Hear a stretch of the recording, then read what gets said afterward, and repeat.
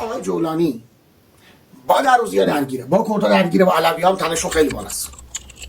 ترکیه با کردها درگیره، اسرائیل هم با آقای جولانی کنار نمیاد. آقای جولانی همون زیر ساختای زده شده، آقای جولانی مرد جولانی تروریست، همه زیر ساختای زده شده، توانایی رزمش کاهش پیدا کرده و به شدت هم تلاش کرد از طریق اعراب با آمریکا نزدیک شه، تحریماش کنار بره، با اسرائیل به پیمان امنیتی برسه، ولی هیچ پیمان اتفاق نیفتاد.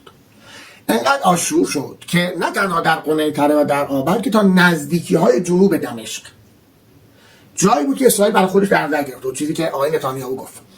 ما کردها هم داریم و عملاً دولت مرکزی تو یک محاصره قرار گرفته. این امر با همه راهایی که جولانی رفت، تحریمایی هم که برداشتن فقط از این باب بود که 400,000 بشکه نفت از سوریه توسط آمریکا صادر بشه و پولش بره تو جیبش. در حال لبنان هم به همین شکله، یعنی ما می‌بینیم که مرتبا میگن حزب الله لبنان داره تسلیم میشه و ایران همچنان داره حمایت میکنه.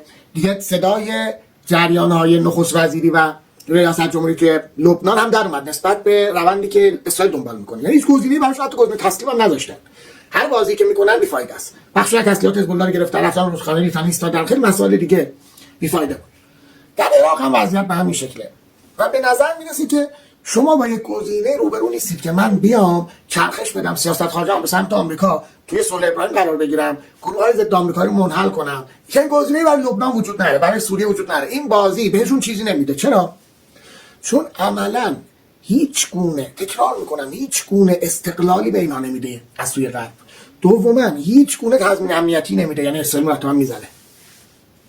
سوما هیچ مشوق اقتصادی هم نمیده.